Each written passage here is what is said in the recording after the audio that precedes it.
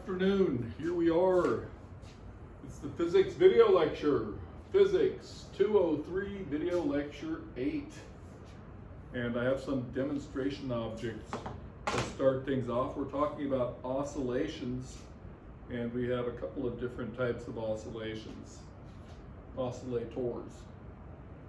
Yeah, this one's very humble. This is just a simple pendulum. For us though, it's profoundly exciting, right? So there's a simple pendulum, and we're talking about small oscillations. So actually I can only pull this out, some small amount, maybe 10, 20, 30 degrees at most, and then we'd still be in the regime of small oscillations. The potential function here is 1 minus the cosine of theta. If I go, say, 90 degrees and even more, I'm well into the nonlinear regime, okay? Nothing linear about this anymore, although it's still an oscillator. Okay, so small oscillations right here. This here is a system with 2 degrees of freedom because we have this angle and the angle made by the upper hinge completely independent of each other, and it also can do small oscillations. We'll come back to this one. Those would be small oscillations. It's a little bit richer, but it doesn't look like such a rich phenomenology right now. But there are different modes that we can investigate. Okay, that's not all this thing does by any means, so let's leave that there.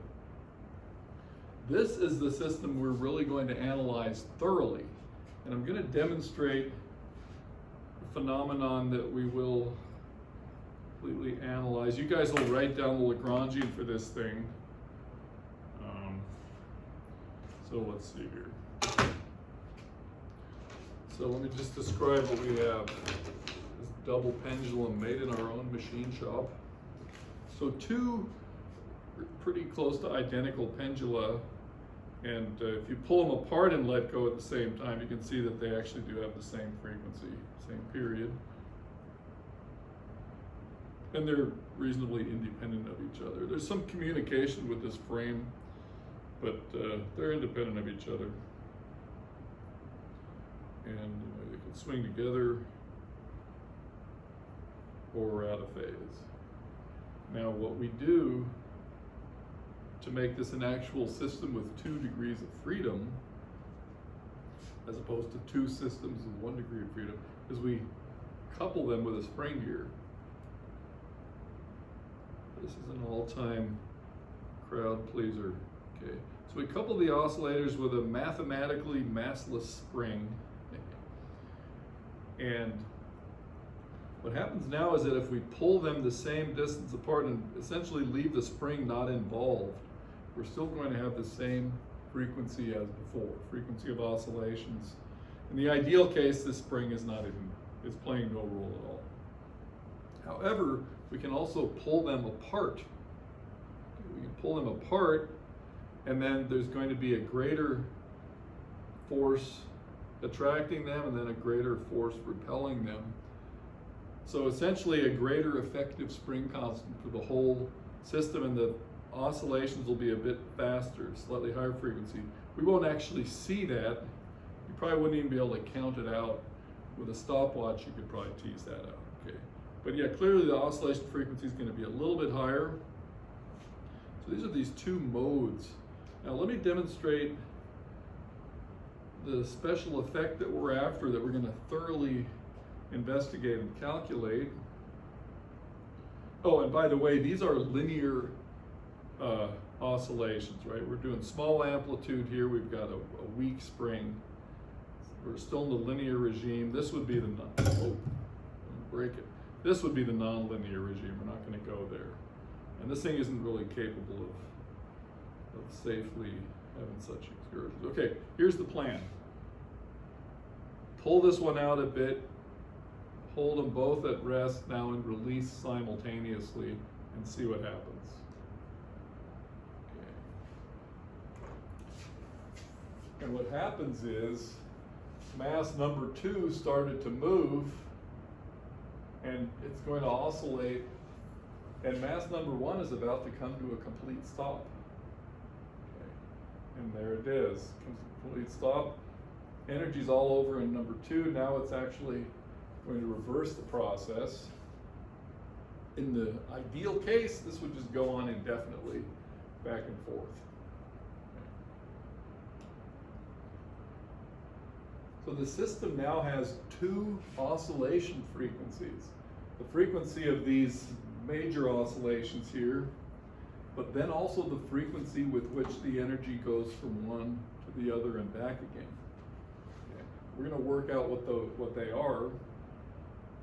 This is also a particular limiting case of a weak spring. A sufficiently strong spring would not give this phenomenon. And of course, if the spring were very strong, arbitrarily strong, then the limiting case there would be that the 2 masses swing together, because it would be like a rigid rod between them. So in the weakest case, they're just independent of each other. In a weak but non-zero case that we have right here, we have that very interesting phenomenon. If we made the spring stronger and stronger, we would eventually just have the behavior of a rigid rod pushing back and forth. So those are coupled oscillations. The phenomenon of the energy going from one side to the other again, and that characteristic behavior is referred to as beats. Okay? And the frequency that occurs with is the beat frequency. So there's a coupled oscillator. I'm going to come back to this coupled oscillator and demonstrate it in the nonlinear regime. What we can do, I could assign this as a Lagrangian in calculation. It's classic, it's all over the place. And what we would be calculating with our formalism would be these kinds of modes here. And there would be several. It would be, if you look close enough, you'd have interesting stuff. But if you get into the nonlinear regime, okay, up here, it just does wild things that you would have to pursue with numerical methods. In fact, our Dr. Vitali does simulations of this that are pretty interesting. Get hold of him and ask him to show them to you. But this can hardly be predicted. It's very rich in phenomena. So that's the nonlinear regime. We can't handle it analytically. Good. Okay, so I'll remove these and we'll get back to our task at hand.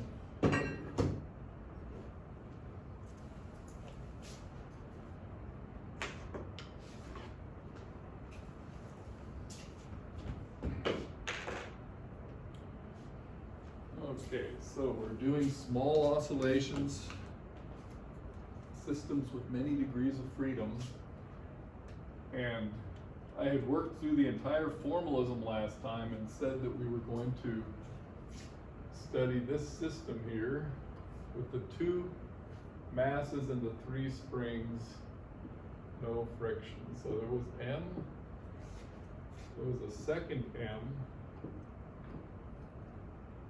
Springs are attached here at the ends. This was the spring with spring constant K, K prime, and K. And we could say X1 here and X2 are both 0 at the equilibrium point when the springs are relaxed. Okay, so that's the system we were going to talk about, and that's actually the system we just saw. So I'm going to put a note here about the 2 pendula with the weak coupling. Okay, so we'll say we have theta 1, theta 2. Let's put a separation distance d here, and for our purposes, we're going to put a spring connecting them at the bottom. That just makes it easier. The phenomena is exactly the same, makes it easier to calculate. So this is going to be one of our homework problems. And what we want to do is show that the Lagrangian for this system is equivalent to the Lagrangian for the upper system. we'll call this one A and this one B. And I'm going to construct this one completely and work our way through it. And then when you show that the Lagrangians, the small oscillation Lagrangians are equivalent, then all of the results that we find here translate to this system. And this happens to be the one that's easy to build and demonstrate in the lab. And this is the one that we're just going to analyze, okay? So I'll put this as a homework and I'll work our way through it.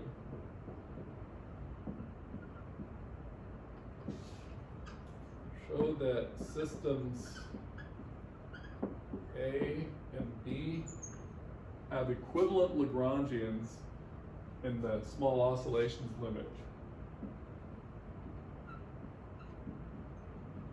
So what is an equivalent Lagrangian?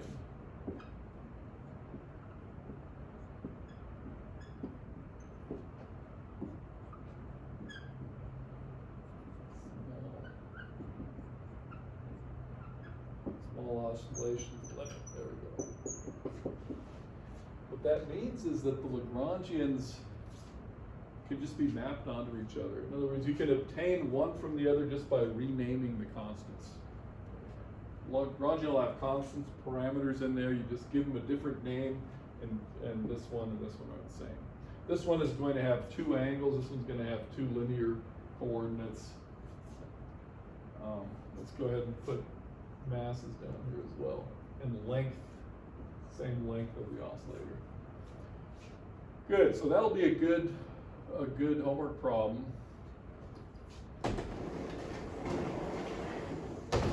And the other problems I'll put here right now, we had some time ago, recently actually, obtained the Lagrangians for a couple of systems. So here I'm just going to recall we had the mass that could slide on the x-axis that had a pendulum at the end, okay?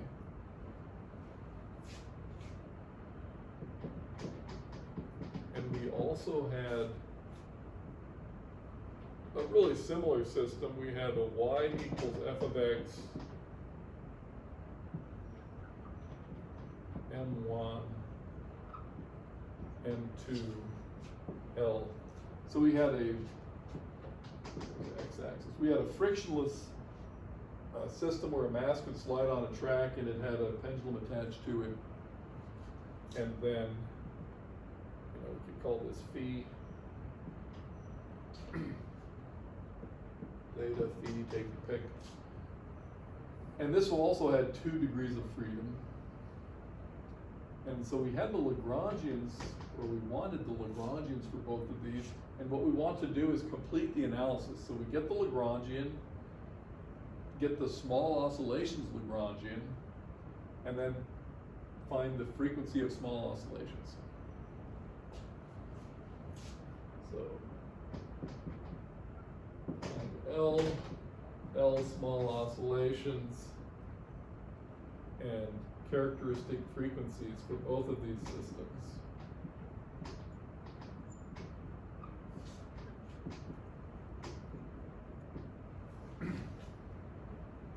For both systems.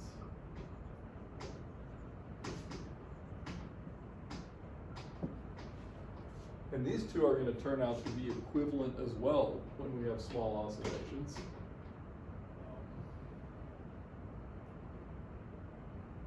Good. So that's a good set. Once we have this, we'll have a good view of the small oscillations theory. So what I'm going to do is discuss and analyze this one completely as we can. And yeah, this one, of course, is also your task. So what we're talking about is the system at the top. And first of all, I just have to pantomime what's going on here. You can see it has the same modes as the pendulum did. Namely, I could pull both of these masses to the side in the same direction and release them from rest. and then this ideal spring would not play any role at all, and they would both be oscillating back and forth in phase with the same frequency. And we know masses on springs, the frequency would just be omega. Okay. So for omega equals root K over M, right? Because the connecting spring isn't doing anything. So I'm going to write omega 1 for this system up there, system A. But there's a second frequency that we could just figure out immediately, and that is when these two masses are 180 degrees out of phase, moving towards each other. The reason we can know what that frequency is going to be is a fact that you can prove if you haven't noticed it, known it before. If you take an ideal spring like this and cut it in half and hook it up to a system again, you will have twice the spring constant. Okay? And because of that, the second frequency would be K plus 2K prime over M. So I got those just based on knowledge of oscillating systems, simple oscillating systems. Right? If you have a spring on each side, equal springs, of course you just add their spring constants, one's pushing and the other's pulling. But if this one on the right side here is effectively double, because that motion I'm just describing would be the same as nailing down the center of that spring, the symmetry, then you'd have that K plus 2K prime. And what we're going to see is that it's equivalent to this bottom system, and the condition for it will be, among other things, that the K prime is weak compared to the K. Just as you'll see a condition for this K to be weak compared to the restoring force of the pendulum. So that's what we can say about this system just by looking at it, but we're going to find is all, the formalism is going to deliver these results to us. Okay. So these here are the frequencies we expect to find. So, expect to calculate or expect to obtain these results. So we expect to obtain these frequencies. Okay. So we have to take this systematically now and unfold that whole formalism that I did last time. That will begin with the Lagrangian. And the kinetic energy, first of all,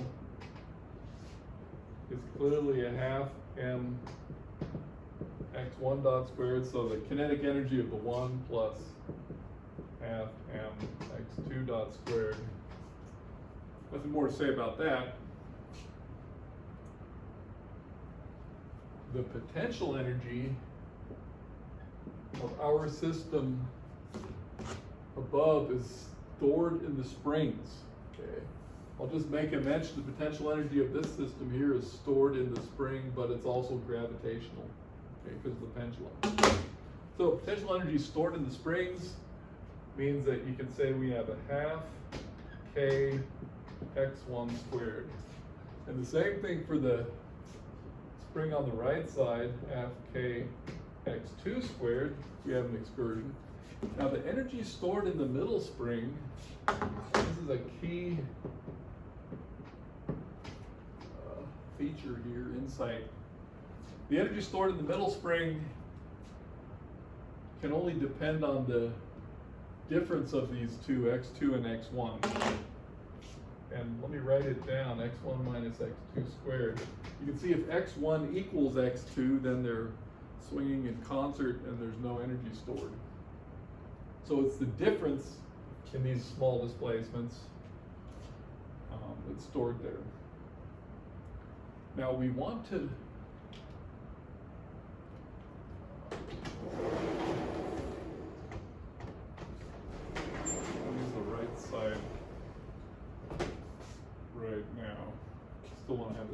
yeah, we want to get the standard form of the small oscillations Lagrangian. So what we're going to have here, L x1 dot squared x2 dot squared minus the potential energy, which I'll put in a big bracket here. And here's how I'm going to write that down. 1/2 some expression x1 squared x1 x2 1/2 something x2 x1 plus 1/2 finally something x2 squared. Okay, that will be the standard form. And you'll notice I'm going to have an x1, x2, and an x2, x1 term. And I can always just put the same amount here and here because we want that matrix to be symmetric. So multiplying these out here, we've got an x1 squared and we've got an x1 squared right here. So that's going to be 1/2 k plus k prime. And ditto for the x2 squared, 2 squared, x2 squared, k plus k prime. Now the cross terms, when we multiply this out, we get minus x1, x2 with a 2 in front of it, minus 2x1, x2, but we'll take one of those and put it here, and the other one and put it there. So that's just going to be the k prime, right? Minus 2k prime, x1, x2. So that's why we have minus k prime and minus k prime. Minus k prime and minus k prime. And see, like I mentioned before some time ago, I put those in by hand, so to speak. I could have just as well had both of them here, but I want my matrix to be symmetric. It doesn't change the dynamics at all. So the fact that the K matrix is symmetric is something that can always be obtained, and we use it in our theoretical discussions. Good. So what are these two matrices? Just to have it on the board, recall we're looking for minus omega squared m plus k times a vector A is equal to 0. Okay. Because we're just doing the linear algebra of this problem now. Maybe I should have written up more of the review. This is what we did at the end of the last hour. Okay, we had gone through all the steps, and the point was that once I had the small oscillations Lagrangian in this form, I took the Euler-Lagrange equation, solved things, and then it boiled down to this eigenvalue, eigenvector equation, where omega squareds were eigenvalues, and this vector A would be the eigenvector. So we need these two matrices. Go ahead and sum that up.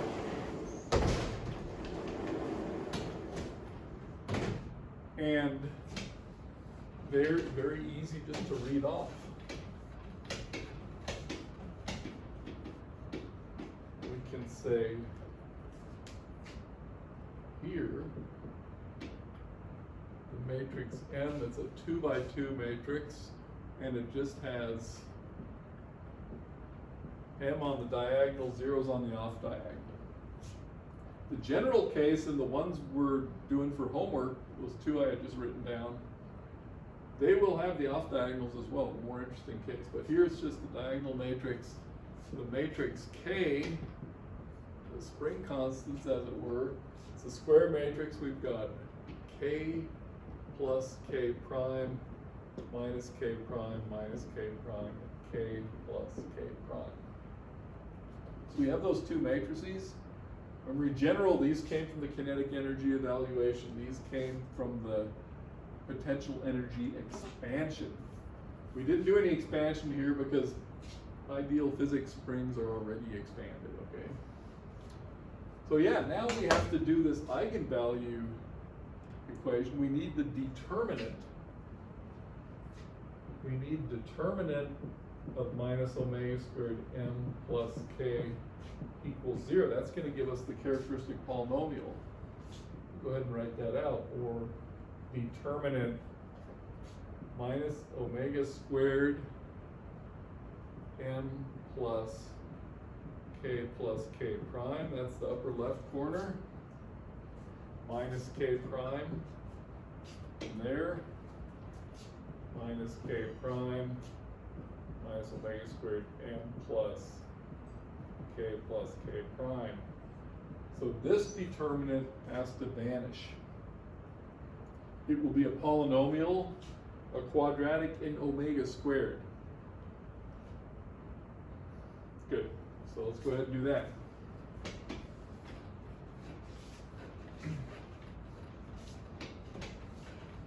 Quadratic in omega squared.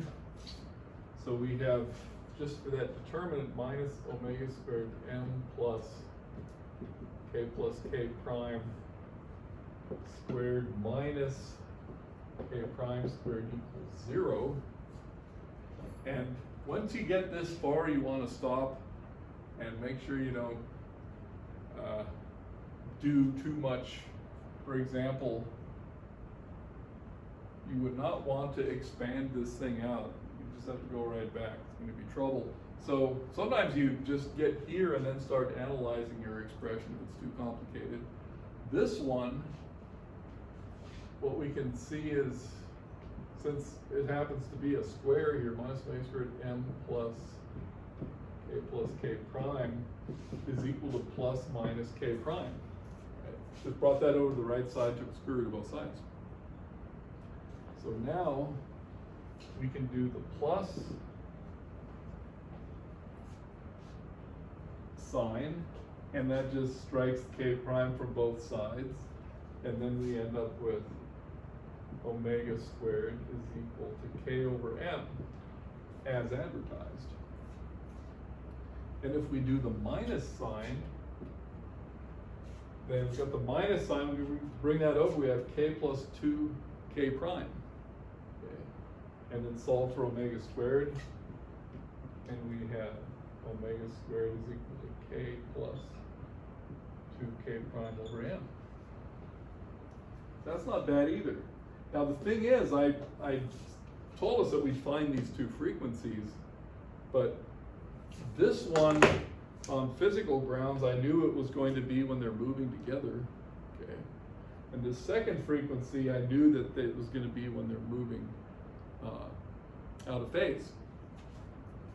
So how does the mathematics tell us that? In order to get that information as well, this is an arrow. In order to get that information, we have to find the eigenvectors. And you know, I will assign that as well. Next, show that, you know, let's go ahead and call this one omega 1 and this one omega 2, that eigenvector A1 is equal to 1, 1, and eigenvector A2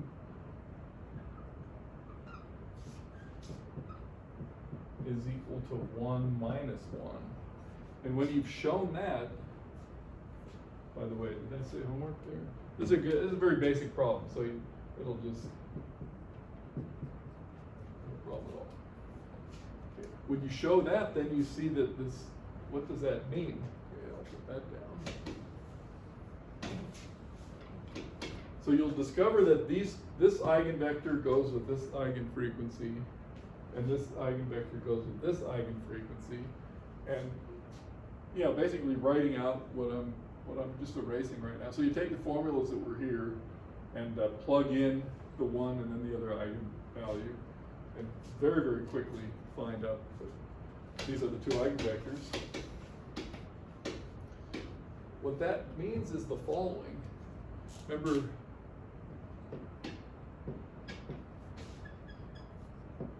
we have to go back to the fact that we had a linear differential equation with constant coefficients. So let's write this. The general solution to our linear differential equation with constant coefficients,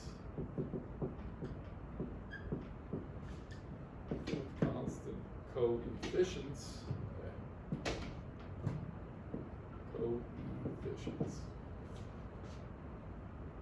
looks like this, is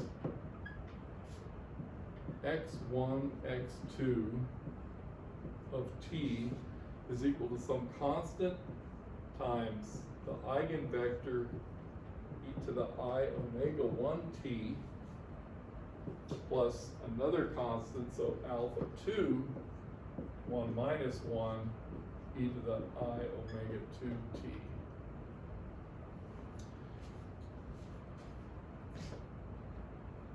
Because we found these individually, we found the eigenvalue, eigenvector, and remember that was our trial solution.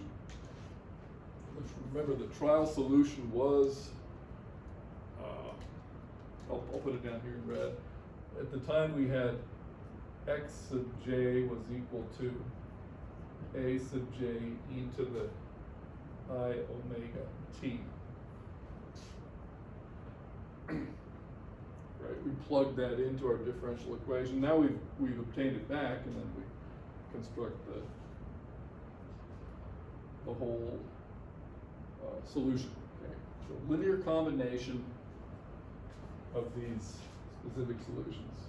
That's how linear differential equations work. Okay. That was our ansatz, was our trial solution.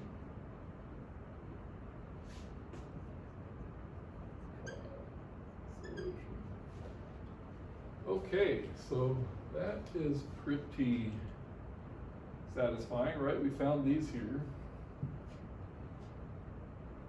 And I'm going to take it another step.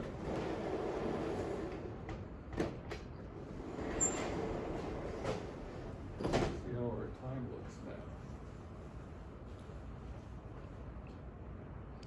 Good, we've got nothing but time. Okay, let's see. We have the small oscillations Lagrangian. I could even write small oscillations here in the standard form. When you find this one, you're going to want to do the same thing.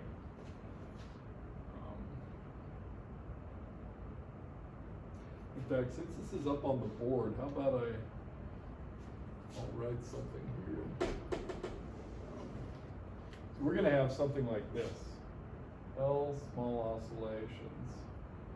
We'll have a half something theta 1 dot squared.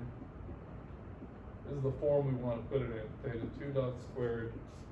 And then we'll we subtract off the potential energy. It's a half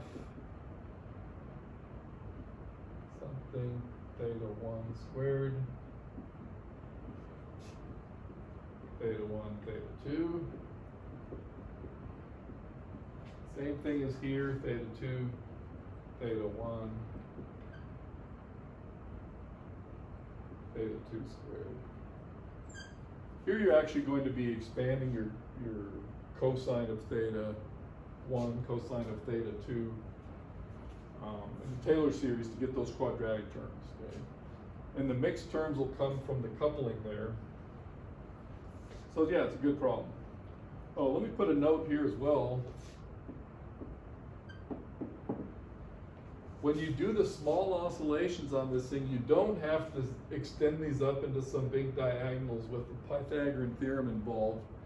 You can just, from the outset, for the coupling terms here, pretty much stay on the horizontal. You'll see what I mean. If you do it, if you do very general with Pythagorean theorem, more power to you. Okay, it'll all come out in the end anyway. But yeah, the result of your expansion is this thing here. You put these coefficients in, and then you can compare this. That's why I wanted to have these both on the board at the same time. You can compare this result to this one here, and you'll see just by renaming these coefficients here. This will by the way will be ml squared, right? So rename ml squared to m, rename whatever you have here, k plus k prime and so forth. You'll see that they are equivalent. Okay, so that's a great exercise. Yeah, what we want to do next is pursue this problem here in this form until we get the demonstration of the phenomena we saw with the double pendula. Okay, we want to take the general solution, analyze it, and see those phenomena of the double pendulum, the beats, okay, which were so interesting. So, good. I'll leave that up here. I'm going to erase all of this.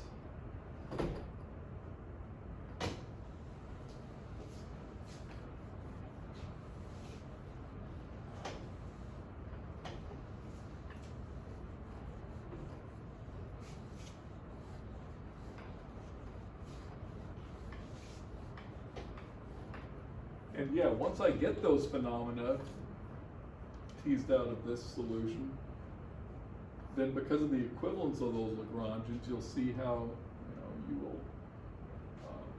you won't have to solve them for the second Lagrangian. You just translate them from one to the other, and they're done. So that's the importance of Lagrangians being equivalent. Okay.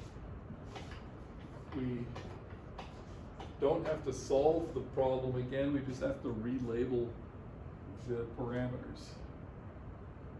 Okay, so here we go. We want to write this general solution out, and since we started with a real system, we're taking the real parts of these complex expressions. So the first thing to do is translate this thing, called star, into the real part.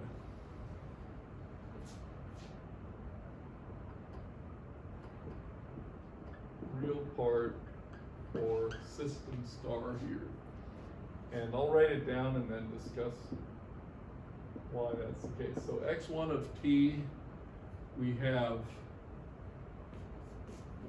a complex e to the I omega 1 t. Just looking at the one here.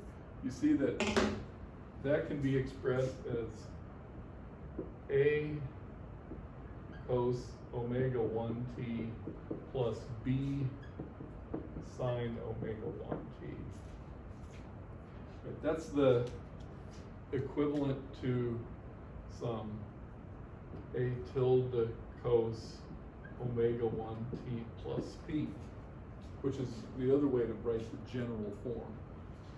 If we were doing that here, that's what we would have done first. We would have said alpha e to the I omega 1 t, we can take its real part in this form.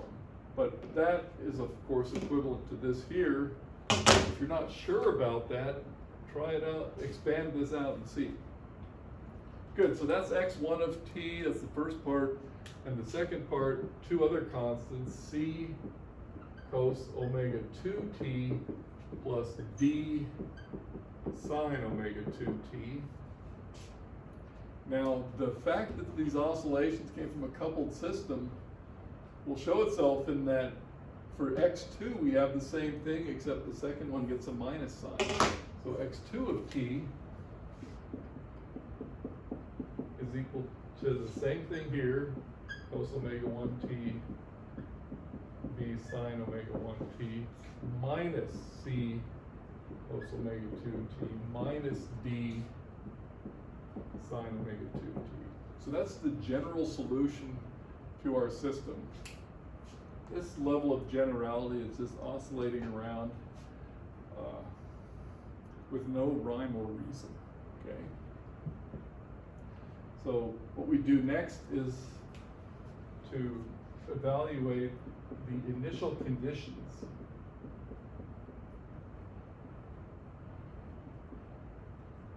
And you'll see we have four. The first of the initial conditions is that x1 of t equals 0 is when I pulled the one pendulum out and held it there. So that is equal to, I'll call it x1 0, and that here, when t is equal to 0, I have a plus c. Because the d and the v term, the sign, they vanish anyway. x2 of t equals 0, the second mass was held at its initial position 0. So that is equal to 0, and that is by my construction here, a minus c. And that's pretty interesting. So a is equal to c.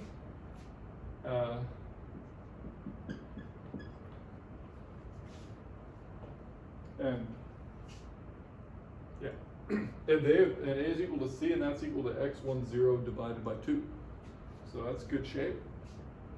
The other initial conditions, we have x1 dot of t equals 0 is equal to 0. So the initial velocities are both equal to 0. So for the initial velocities, I guess I'll take a little more room. I have to take these derivatives. Maybe I can write everything on one board. Do I really want to do that? Red. Now let's set this up.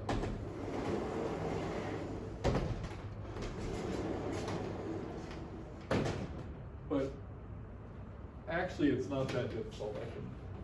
I can just kind of write them down and read them off. So we're going to take the derivative with respect to time of x1 dot evaluated at 0 equals 0, and you can see what we're going to have here. Omega 1 a sine, so that's not going to play a role. Omega 1 b cosine, so omega 1 b. And then the derivative here, again, this turns into a sine, vanishes, plus omega 2 d. Omega 2d is equal to 0, x2 dot, and of course, these being so similar, we're going to have omega 1b minus omega 2d. And now this is great. If we add these two equations, we see that b must be equal to 0, and if we subtract the two equations from each other, we see that d must be equal to 0. So immediately, b equals d equals 0. So our initial conditions, we had 4 of them. Found a is equal to c, a is equal to x10 over 2, b and d are equal to 0. So that simplifies things nicely. So now we will write our solutions down. Go ahead and erase this.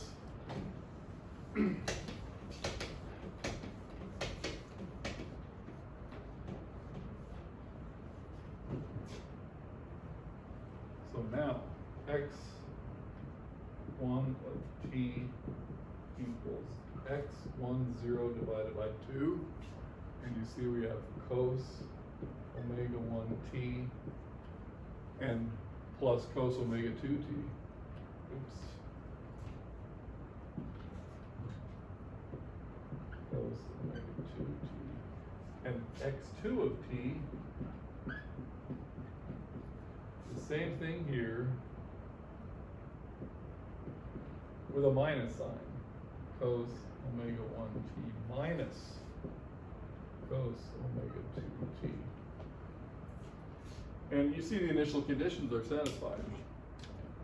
Both of these, when you differentiate them, you get all signs at t equals 0, they're 0. So the velocities are 0. This one, these two ones add up to a 2, cancel that, we get our initial position. Here it vanishes because they're equal. Okay, but we still don't see what we're looking for, although you notice we've simplified things quite a bit. So next I'm going to remind us that we have omega 1 is equal to root k over m, and that's less than root k plus 2k prime over m, which is what omega 2 is. So omega 1 is less than omega 2 by some finite amount, as long as k prime is positive, which it is.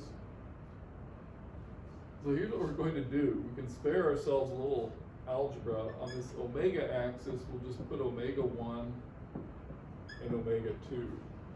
Then right in between, we're going to define an omega as being the average of those two. and we're going to define an alpha as being the difference of omega 2 minus omega 1 divided by 2. Okay. So yeah, I can write that down if we have to. So omega 1, so omega equals omega 1 plus omega 2 divided by 2. Alpha equals omega 2 minus omega 1 divided by 2. But the point is that we want to write omega 1 is equal to omega minus alpha, and omega 2 is equal to omega plus alpha, which they are just by construction. In the limit as alpha gets very small, and clearly alpha gets small when k prime gets weak, then this omega is very close to, these two are very similar, omega's right in between them. Good.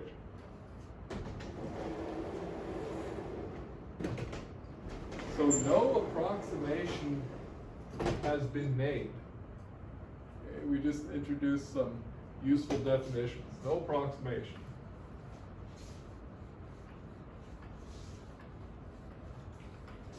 In fact, we won't need to do any approximation here. So now we're plugging these in. x1 of t is equal to x10 divided by 2 cosine omega minus alpha t plus cosine omega plus alpha t. And we're going to expand this out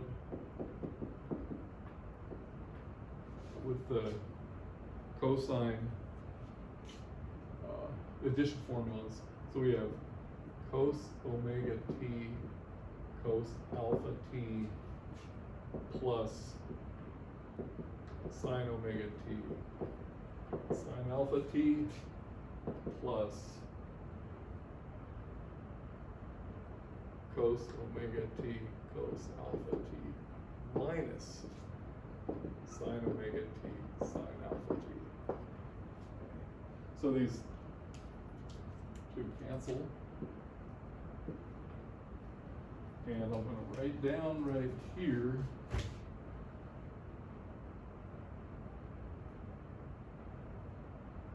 x1 of t equals.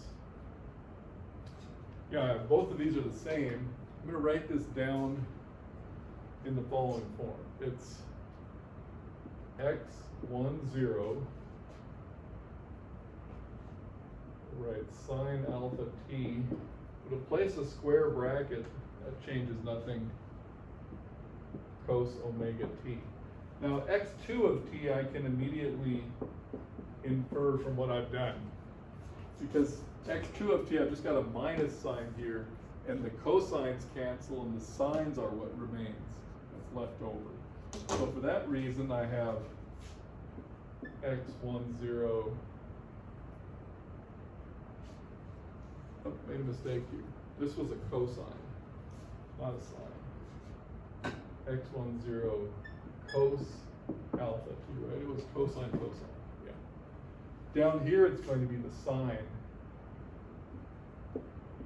alpha t, square bracket, just because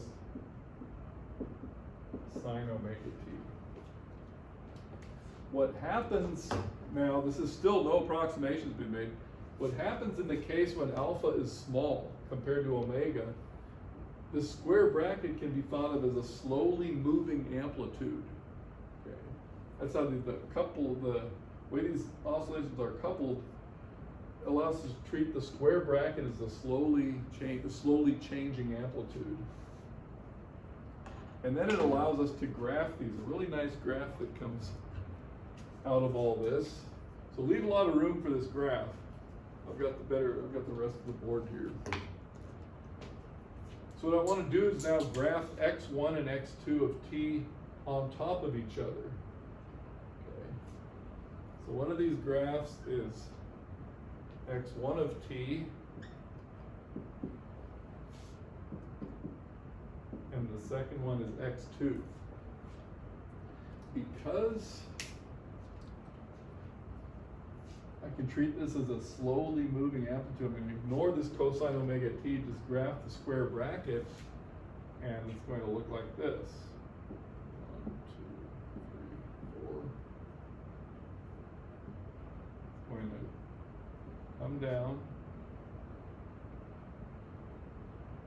go back up, and down like that. Okay. And I'll dot in the negative of that. That's an envelope inside of which the actual motion occurs. Okay, so this was my slowly moving amplitude. Now here's my cosine omega t. It's going to do something like this. It's oscillating. Remember, it came to a dead stop. That was the first pendulum. Larger again, came to a dead stop again. And that's enough of that, right? Now, x2 of t, the slowly moving amplitude is the sine. So we'll mark out, we have to mark out the same, okay, the same scale, top and bottom graph here. So this one starts like that, because we're doing the sine now. We take the negative of it, there's the envelope. So now when this one started at full amplitude, that was the first pendulum, the bottom one was at rest, it gained energy, gained energy, and it reached its maximum right when this one came to a stop. So put a little note there. One's maximum, one came to a stop, and then that continued on.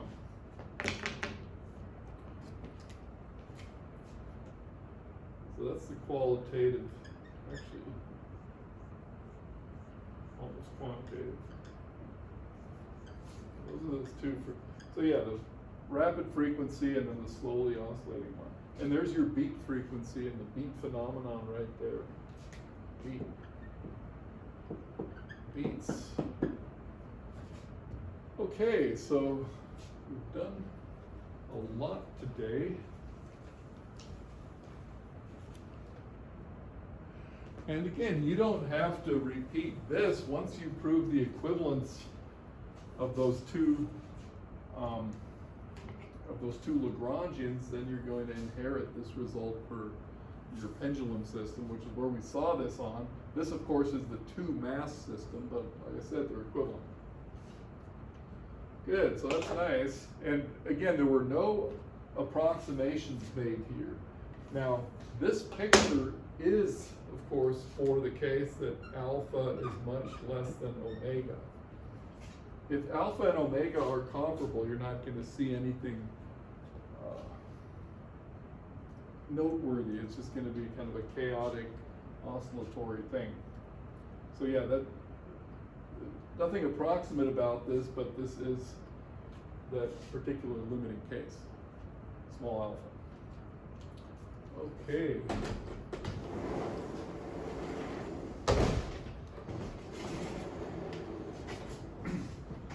Now the fact that we had these two frequencies and their corresponding individual behaviors, which I've erased, but we had these frequencies and the eigenvectors that go with them. That's our next topic to discuss and understand. So I'll get that started now, and that'll really complete the discussion that we want to do of small oscillation. Not bad at all. Okay, this can be erased.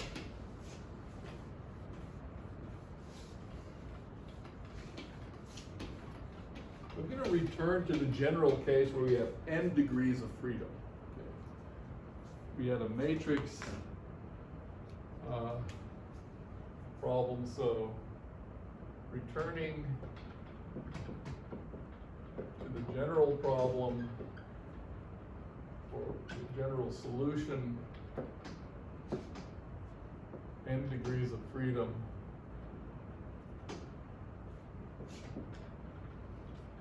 Let's remind ourselves of what the equations and everything look like.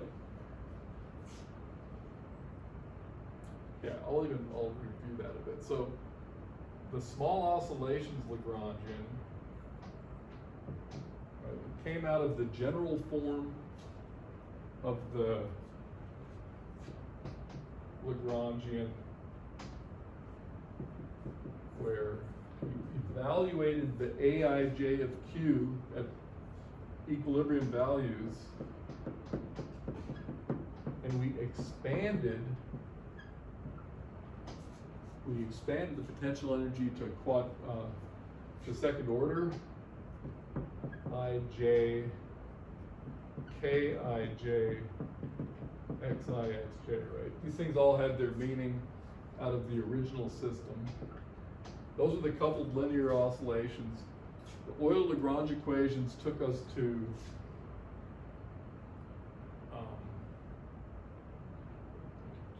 the trial solution Xj equals A sub j e to the I omega t. And then we went into the equations of motion with that, and we found we had to solve minus omega squared m plus k times that vector A, right, turning it into a vector system, equals 0. So that was our linear algebra task.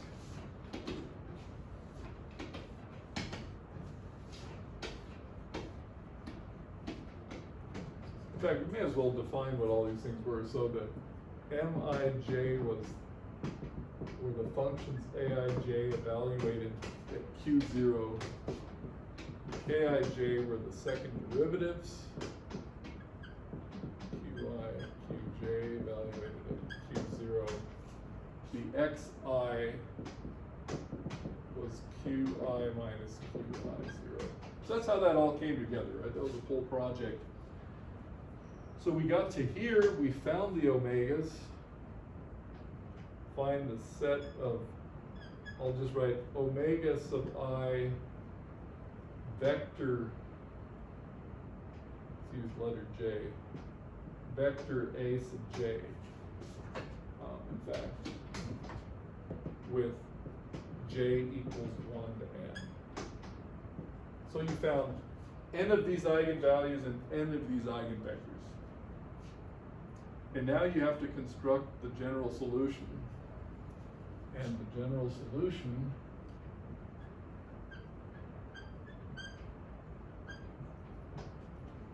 just as I did with two eigenvectors, general solution now is x equals, let's even run it as a, write it just as a summation, j equals 1 to n, alpha sub j vector A sub j e to the I omega sub j t. Right, and I did it for 2, j equals 1 and 2. This would be for n. So we're going to get one more piece of essential insight into what this all means when we analyze this. And by the way, these are vectors, right? The solution x1 to xn we're looking at as a vector, and then the eigenvectors there, a sub j. So do we stop here or keep going? Yeah, we keep going. The rest of this will just be theoretical. I have a couple more theoretical results on this whole complex.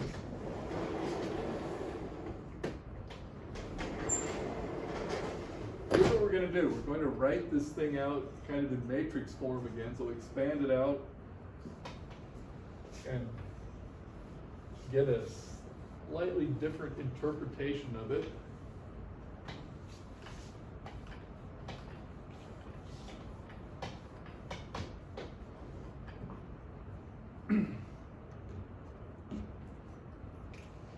So the way I want to write this out is the x I'll write as x1 of t all the way down to xn of t.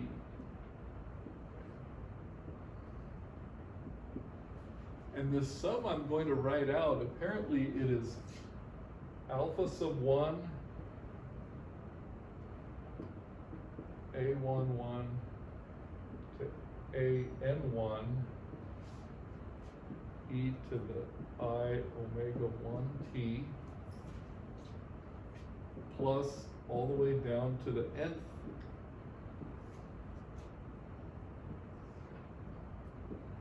AN1 all the way to ANN e to the I omega nt. So we got to ponder this thing here.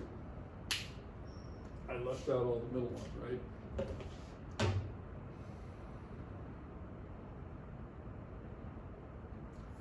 What I've done is I've said this is eigenvector A sub 1.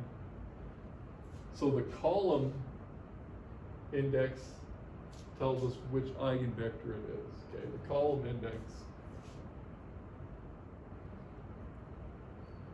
Actually, back up a minute. This is 1n. A1n, right? So this is the first eigenvector. This is the nth eigenvector over here. But you can see I gave them, you know, that was the number of the eigenvector, but there are n subscripts there. So actually these column eigenvectors, if you row them up, you get a matrix. Okay? So the eigenvectors form a square matrix in which you put the eigenvectors in as columns. So eigenvectors or columns of an n by n matrix.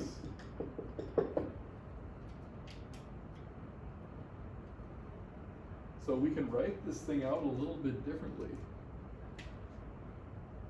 So the whole problem, we'd have an x of t would be equal to the matrix A, so an n by n matrix named A, okay. The matrix A times the vector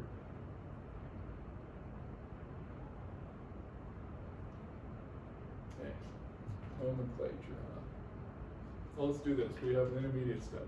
So we have x1 to xn. That's our column. x1 to xn of t. Then we have equals this matrix, which I'm going to write a11, a1n, an1 to ann. And what am I multiplying this by? I'm multiplying this by alpha 1 e to the I omega 1t. Let's make this a little wider. Alpha 1 e to the I omega 1t. All the way down to alpha n e to the I omega n t. So that is vector equals matrix times column vector. That's the form of our system here. And now we can really understand what's going on.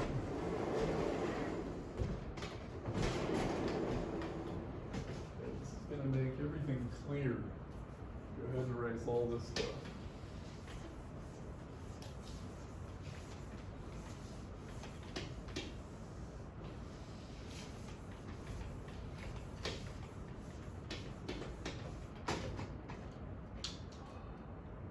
Yeah, put some words in there that I just said. We have in matrix form, or in vector form, matrix form, we have x equals a times a vector I'm going to name q, and q sub k is equal to alpha sub k e to the I omega k t. So column vector is matrix times column vector. And therefore you can see that these were our coordinates, but this is just a coordinate transformation. if the old coordinates, they're not Cartesian specifically, but they are the coordinates of each individual degree of freedom. What do these new coordinates mean? Okay. So this is a coordinate transformation.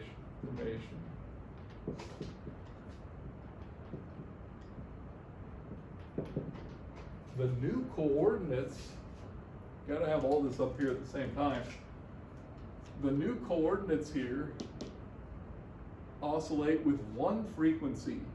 The original coordinate, x1 of t, had a combination of n frequencies, very complicated. The new coordinates each have their own single frequency. Okay. Transformation, the new coordinates oscillate with a single frequency. And now you can also see what these eigenvectors were all about on the formal side.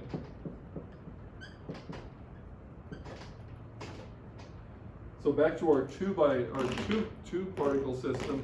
Our one coordinate, the new coordinate was the one that oscillated with that frequency, and the other coordinate was the one that went opposite each other. That's why what the eigenvectors meant. So the new coordinates oscillate with a single frequency, and this is where you get the idea of normal coordinates, so-called normal coordinates.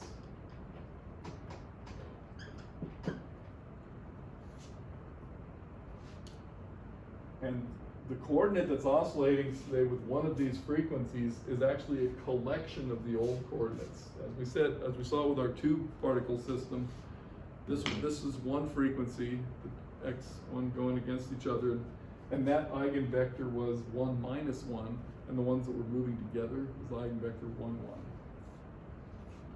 So I'll just write here, note the relation between eigenvectors, normal coordinates, and the characteristic frequencies. Okay.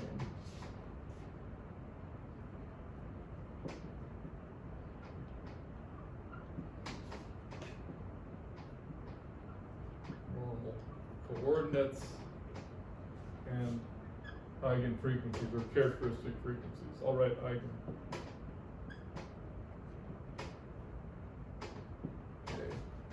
And because this is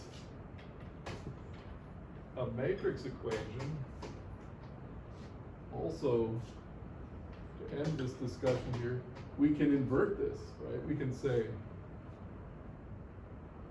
A inverse matrix times X is equal to A inverse A times Q is equal to Q. Those are vectors. Okay. So your new coordinates, you've got the inverse matrix of those eigenvectors applied to the original coordinates.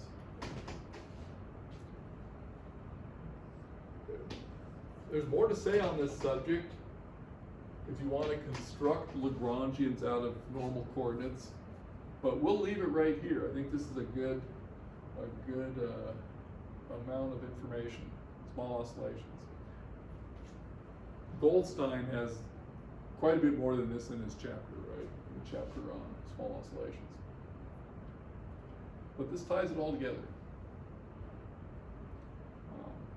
And in fact, with the 2x2 matrix, you can do all this. So if you did it with our 2x2 matrix for our system that we've been working on, and you found its inverse matrix and applied it to the Cartesian coordinates, you know, x1 and x2, you would find that the coordinates that you obtain just are oscillating with the individual frequency.